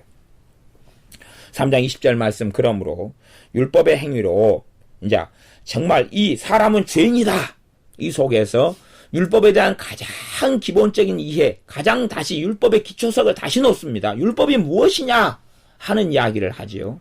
제가 로마서를 강의할 때도 갈라디아서 강의할 때도 갈라디아서에서 율법의 기능에 대해서 누누이 이야기했잖아요. 율법이 무엇이다라는 핵심적인 부분을 그대로 이야기했습니다. 율법이 무엇이냐 그렇게 이야기했는데 사람들은 잘 이해하지 못하는 것입니다. 갈라디아 3장 19절을 제가 읽어드리면 그런즉 율법은 무엇이냐? 범법함을 인하여 더한 것이라. 뭐 때문에요? 죄 때문에. 죄를 짓고 범법함 때문에 더한 것이라. 그래서 이것은 약속하신 자손이 오시기까지 있을 것이라. 그러면서 22절 보면 그러나 성경이 모든 것을 죄 아래 가두었으니 모든 것을 그 말은 세상을 온 세상을 그 말이에요. 성경이 무슨 성경이에요? 구약 성경이죠. 구약 성경 핵심 율법이죠. 율법이 온 세상을 죄 아래 가두었다라고 말씀해요. 그리고 여기서 율법의 기능이 갈라디아서 같은 경우는 그리스도에게로 인도하는 몽학선생이다라는 이야기의 관점을 가집니다. 그래서 여기서 갈라디아 3장 같은 경우는 율법의 목적에 대해서 몇 가지를 이야기해 주고 있죠. 범법함을 때문에 더한 것이다. 죄 때문에 더한 것이다 하는 이야기, 또 예수님께로 인도하는 몽학선생이 된다 하는 이야기의 관점에서 여러 가지를 제가 갈라디아 강해를 하면서 말씀을 드려 왔었습니다. 근데 로마서 3장 같은 경우는 이제 가장 기본적인 율법에 대한 이해를 이야기하는데 3장 20절은 그러므로 율법의 행위로 그의 앞에 하나님 앞에 의롭다함을 얻을 육체가 없나니 율법의 행위로 내가 율법을 지킴으로 의롭다함을 얻을 수 없다. 율법으로는 죄를 깨달음이니라. 이것이 사실은 이 가장 기본적인 핵심이 야고보서를 이해하는 열쇠입니다. 야고보서에 사람의 행함으로 의롭게 된다. 믿음으로만 아니니라. 행함과 그 믿음이 함께 일한다. 사람이 행함으로도 의롭다함을 받고 믿음으로만 아니니라. 행함 없는 믿음은 죽은 믿음이니라. 하는 것을 이해하는 가장 중요한 열쇠가 지금 요 로마서 3장 20절 같은 말씀이에요. 이 기반 위에서 바르게 야고보서를 이해할 수 있게 되는 것이에요. 그것은 나중에 야고보서의 본문들을 잘 살펴보시면 이 기반과 전제 속에서 잘 보셔야지 율법주의 속에 잘못된 속에 들어가는 어리석은 율법주의로 들어가면 결과를 보고 이 사람이 신자냐 불신자냐를 따지려고 그래요. 결과를 보고 열매를 보고 그러는데 그 열매를 도대체 누가 확인하고 알 수 있겠느냐 하는 것입니다. 그런 기준을 가지는 것이 굉장히 위험한 시야와 눈이 되어집니다. 그래서 제가 어떤 사람이 예수를 믿은 다음에, 그러니까 정말 믿는 신자지만 변화의 시간이 빠른 사람이 있고 느린 사람이 있고, 열매가 빨리 맺히는 사람이 있고 늦게 맺히는 사람이 있다는 이야기를 했습니다. 왜냐하면 예수님 어떤 사람이 믿는데 더러운 귀신의 역사가 굉장히 많은 사람들도 있잖아요. 그런 사람들 같은 경우는 귀신하고 치열하게 싸우고 죄와 치열하게 싸우는데도 죄가 쉽게 정리되거나 열매를 맺지는 못한다 그 말이에요. 우리가 밭이 있는데 밭이 처음부터 농사 짓는데 옥토밭이고 기름진 밭이었다. 그럼 바로 막 뿌리면 되잖아요. 씨를 뿌리면 되잖아요. 때에 맞는 씨를. 그러나 그 밭 자체가 완전히 황폐화되어 있고 황무화되어 있고 그리고 거기에 온갖 잡초만 다 있고 그리고 그때가 겨울이고 그러면 어떻게 할 거예요? 겨울이란 때를 지내야 되고 겨울에도 하려면은 하우스를 만들어야 되고 밭을 다 기경하고 엎어야 된다거나 근데 마침 봄이고 기름진 밭이고 그러면 바로 뿌리면 된다 그 말이에요. 그런 것처럼 사람의 마음이 밭인데 사람의 인생이 사람이 밭인데 하나님의 밭이잖아요. 우리가 교회가 하나님의 밭이다 그랬어요. 그런데 우리 자체가 변화되고 달라지는데 출발점이 유감스럽게 다르다 그런 말이에요. 한 사람은 절망과 근심으로 한참 살아왔던 사람하고 한 사람은 평안 속에서 은혜 속에 살아왔던 사람하고 출발한 지점이 다르기 때문에 맺게 되는 열매가 나타나는 시점도 다를 수밖에 없지. 겉으로만의 열매를 가지고 와, 이 사람은 진짜 신자야, 이 사람은 가짜야 그렇게 말한다면 그것은 사람이 하나님 자리에 서 있는 어리석음과 비슷한 것이 되고 맙니다. 그런 기준에서 이러이러한 열매를 가져야 참 신자야 그렇게 이야기한다면 이제 열매를 맺어나가고 있는 초신자 같은 경우는 그들을 실족해 해버리는 그런 어리석은 일도 벌어질 수 있습니다. 율법의 가장 기본적인 기능을 3장 20절에 말씀한 율법으로는 죄를 깨달음이니라. 죄를 깨달음이니라. 율법으로 의롭다 함을 주시려는 게 아니라 율법을 통해서 죄가 무엇인지 알게 하시려고 한다냐. 죄가 무엇인지 알게 하시려고. 그렇기 때문에 갈라디아 3장에서는 율법은 그리스도에게로 인도하는 몽학선생이다. 왜 인도하느냐? 율법을 통해서 뭘 깨닫고 아닌가요? 자신이 죄인이라는 것을 깨닫고 아닌가. 죄인이 당연히 거기서 구원받을 수 있는 방법이 무엇이냐 하는 것입니다. 율법의 무용론을 성경은 결코 이야기하지 않습니다. 율법을 폐한다는 이야기를 결코 하고 있지도 않습니다. 그래서 로마서 3장 31절, 로마서 3장 마지막 31절만 하더라도 그런즉 우리가 믿음으로 말미암아 율법을 폐하느뇨 그럴 수 없느니라 도리어 율법을 굳게 세우느니라 그런 것이. 믿음을 가리키고 믿음으로 의롭다함을 받는다 해서 죄를 깨닫게 하고 죄를 알게 하는 율법이 왜 필요가 없겠어요? 계속 필요 있지 않아요? 도둑질이 죄이다는 것이 이제는 예수님 믿는 믿음이 왔으니까 도둑질을 해도 된다. 도둑질은 죄가 아니야. 괜찮아. 그렇게 되는 것은 아주 말이 안 되는 이야기 아닙니까? 율법을 폐할 수가 없는 거죠. 살인하지 말라. 그랬는데 이제 예수님 믿었으니까 살인해도 돼. 그런 게 어디 있겠습니까? 살인 전엔 죄도 아니야. 구원파 그래서 정신이 나갔다는 이야기 아니에요. 모든 죄를 용서받았다. 앞으로 지을 죄까지 용서받았다. 지을 죄 용서받았으니까 이제 사명권을 받을 거 아니에요. 사명권. 과거에 중국이나 우리나라에도 좀 어쩔 때 있었는데 중국 같은 경우는 그걸 철권이라 그러나 면장이라 그러나 뭐 그런 게 있었어요. 그래가지고 어떤 집안에 어떤 이제 황제가 뭘 줘요. 그래서 이제 그걸 주면 그 집안이나 그 사람, 특정한 개인이다 그러면 개인이 반역죄를 빼놓고는 모든 죄가 다 용서받아요. 실제로 사람을 살인해 죽여도 막 제1등 공신 있잖아요. 1등 공신. 이런 사람에게 주는 이제 그런 어떤 건데, 그걸 가지고 있으면 반역죄 빼놓고는 다 용서받아요. 또 어떤 것은요, 반역죄도 한 번에 한해서 용서받는 뭐 이런 것까지도 있었어요. 꼭 그런 것처럼 구원파 애들이 그렇게 어리석게 이야기하면 구원파 애들이 사람을 살인해 죽이는 것은 죄가 아니게 되죠. 그렇기 때문에 구원파 애들이 완전히 못된 짓거리를 얼마든지 하고도 양심이 화인 맞아서 살아가는 거 아니에요. 신천지들도 이런 사상들을 섞어가지고 가지고 있기 때문에 신천지들이 악랄하게 살아가도 자기는 뭐 한 거예요? 의롭고 깨끗한 것이에요. 그러나 그렇기 때문에 율법을 폐해지지 않는다고 말씀합니다. 율법이 어떻게 폐해져요? 율법으로 오히려 믿음을 통해서 굳건히 세운다 그러는 것이. 굳건히 세운다. 율법의 가장 기본적인 핵심이 율법을 통해서 죄를 깨달음이니라. 사람이 얼마나 죄인인지. 그래서 3장 10절부터 18절까지 얼마나 죄인인지 나와 있죠. 나와 있고 어떤 면에서 율법을 모세 오경에만 혹은 출애굽기, 레위기, 민수기, 신명기에만 국한시켜서 율법이다 이렇게 말하기가 어려워요. 율법의 개념이나 이것도 협의적으로 광의적으로 여러 개로 성경에는 다양하게 쓰이고 있습니다.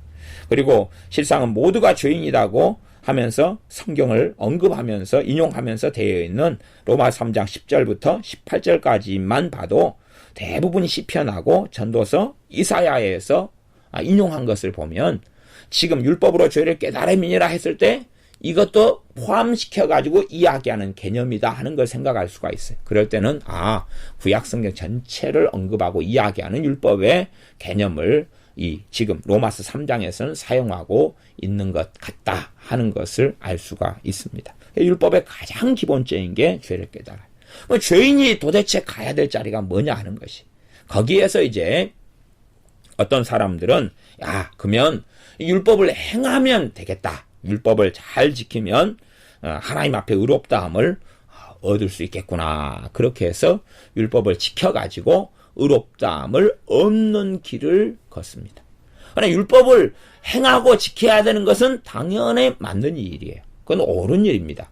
그러나 율법을 행하고 지켜야 하는데 율법을 행하고 지킴으로 의롭다함을 받을 수 있느냐 하는 때에 하나님의 말씀은 율법을 행하고 지킨다 해서 의롭다함을 얻을 수는 없다라고 말씀합니다.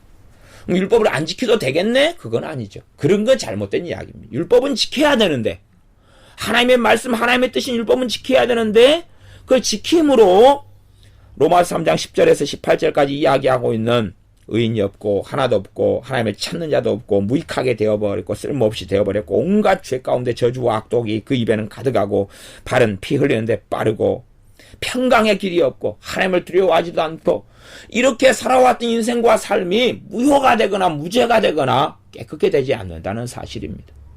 사람을 100명을 칼로 찔러 죽여놓고 앞으로 살인죄 안 지어야 되겠다 한다고 100명을 죽였던 그것이 무효가 되는 게 아니란 이야기입니다. 내가 내 입으로는 그 입에는 속임이 가득하고 거짓말 속에 거짓 속에 살아가는데 내가 거짓 속에 살아왔다가 이제는 참말만 하고 바른 말만 해야지 근다 해서 그 앞에 거짓 속에 살아왔던 것이 무효가 되고 무죄가 되는 게 아니란 이야기입니다. 그렇기 때문에 그 율법을 통해 자기의 삶을 돌아보고 예수님이 아니면 정말로 그리스도가 아니면 정말로 어찌할 수 없는 존재인 자신을 발견해야지만이 사람들은 주님 앞에 서는 사람들이 됩니다. 그래서 바리새인 서기관들 같은 경우는 율법을 통해서 죄를 깨닫기보다는 율법을 통해서 의롭다함을 받으려 했기 때문에 그들은 율법의 바른 기능을 알지 못했습니다. 하나님 율법을 받았는데 율법의 기능 가운데 가장 기본적인 기능이 두 가지 있다면 하나는 율법을 통해서 죄가 무엇인지 알았어. 죄를 깨닫는 것이. 깨닫는 거에서 점점점 사람의 마음이 강팍하고 악하게 흘러가는 것을 방지하는 방지책이 좀 되어졌던 것이에요. 너무 강팍하고 화인마저 져버리면 은혜를 주셔도 받을 수 없는 상태가 되어버리잖아요. 율법을 통해서 제재를 하신 거예요. 범법함을 인하여 더 제재를 해주신 거예요. 어느 선까지 제재를 해주신 거예요. 그걸 통해 깨끗하게 되기보다는 제재를 해주신 거예요. 제재를. 남편이 술 마시고 난리 알코올 중독에 빠지면 아내가 있어서 제재를 해주잖아요. 어느 정도까지 잔소리하고 야단치고 그래가지고는 못 산다 이야기하고 제재를 해주죠. 그 다음에 돈이 좀 술 마시려고 돈이 없으면은 제재가 좀 되죠. 돈이 없네. 그렇게 그런 것처럼 율법을 통해 제재를 해줘요. 그게 무엇인지 잘못된 것이 깨닫게 해주지요. 죄를 깨닫게 해주면서 어느 선까지 제재를 해주어서 최소한 완전히 화인 맞아버리고 타락해져 가는 것까지를 막아준다 그 말이에요. 그러면 은혜가 왔을 때 효과 있게 반응할 수 있죠. 효력 있게 반응할 수 있어요. 하나님의 은혜가 왔을 때 화인 맞아버리고 완전히 강팍게 되어버린 사람은 하나님의 은혜를 부어주셔도 반응을 할 수가 없어요. 반응을 하지 않아요. 자기가 갈 때까지 다 가버린 것이, 갈 때까지 다 가버린 것이.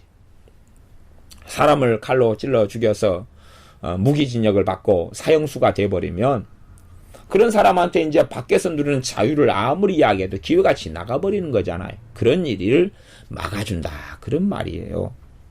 그러지 율법 자체가 사람을 깨끗하게 하거나 의롭게 하는 게 아니다는 이야기입니다. 율법을 통해 죄를 깨닫게 되어져서 그러면서 율법을 통해 죄를 깨달으면 깨달을수록 겸비케 되고 주님을 찾고 메시아를 기다리고 엎드릴 수밖에 없는데 사마리아 여인은 그래서 메시아를 기다렸던 것인데 바리새인 서기관이나 대제사장들 같은 경우는 외형적인 행위를 자신이 지키고 정결 예식 같은 걸 지키면서 절기 같은 걸 지키면서 야, 나는 깨끗해, 나는 의로와 라고 착각했기 때문에 오히려 오신 메시아를 그들은 십자가에 매달아 죽였던 길을 걸었던 것입니다. 그래서 우리의 삶 속에 율법의 행위로 하나님 앞에 의롭다함을 얻을 육체가 없다.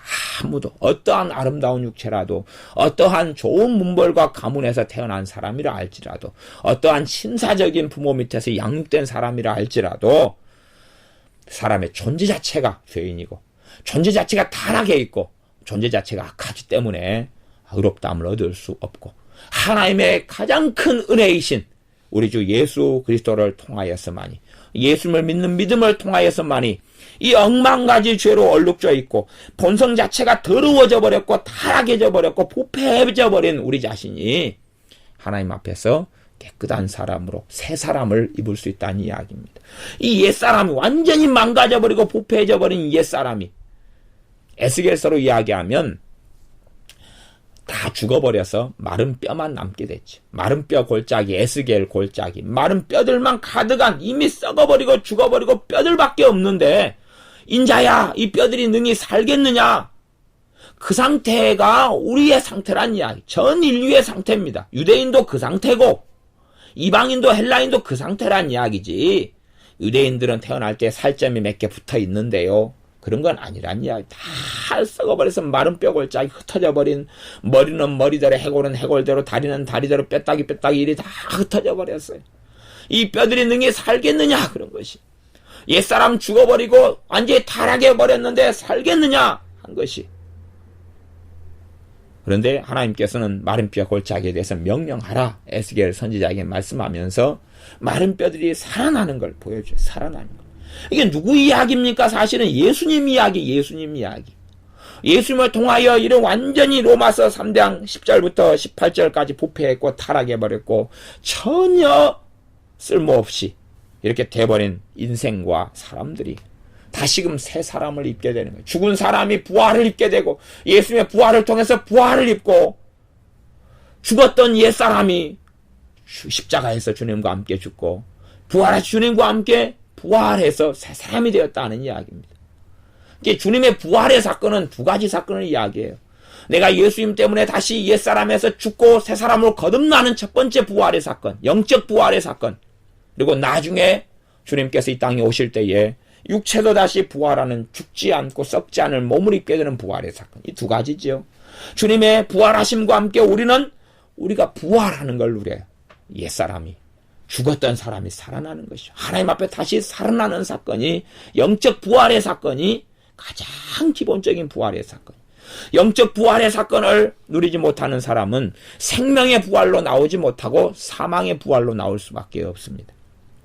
그래서 우리는 우리의 죄인되는 적나라한 모습을 로마서 3장에서 보여줄 때에 우리는 하나님을 찬양하고 우리 주 예수님을 사랑하고 찬양하고 찬미할 수밖에 없고 이것이 복음의 기초에 속하는 부분입니다. 그래서 인류의 타락을 1장에서 이야기하고 그 타락 때문에 하나님의 공의로운 심판이 어떻게 유대인이나 헬라인이나 상관없이 공평하게 어떻게 쏟아부어지고 그러면서 이제 사람의 실체가 다시금 무엇이다는 것을 로마서 3장이 말씀하면서 어떻게 사람이 의롭다함을 받을 수 있는가 하나님께서 어떤 은혜를 베풀어 주셨는가 하는 것이 그 다음 3장 21절부터 나와 있습니다. 기도하겠습니다.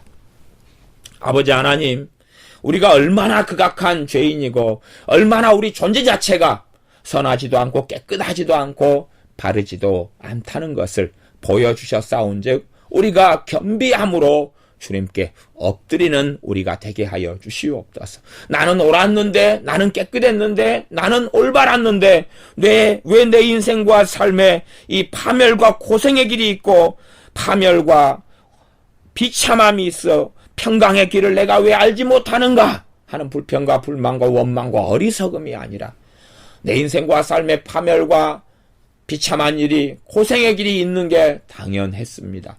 내 인생과 삶의 평강의 길을 알지 못하는 게 당연했습니다. 나는 하나님을 찾지 않았고 내 삶 속과 인생 속에서는 온갖 저주와 악독과 더러움으로 가득했기 때문입니다. 고백하며 주님의 은혜에 감사하며 주님의 십자가에 흘리신 피에 주님을 찬양하며 경배하는 우리가 되어지게 하시고, 주님의 의를 힘입어 하나님의 은혜의 보좌 앞에 날마다 나아가 새 사람을 입은 우리가 더 새롭게 옛사람을 벗어버리고 주님을 닮아가며 주님과 함께 동행하며 주님을 위하여 참된 주님을 영화롭게 하는 선한 삶을, 양선의 열매를 맺다가 주님을 배웁게 하여 주시옵소서. 예수님의 이름으로 기도하옵나이다. 아멘.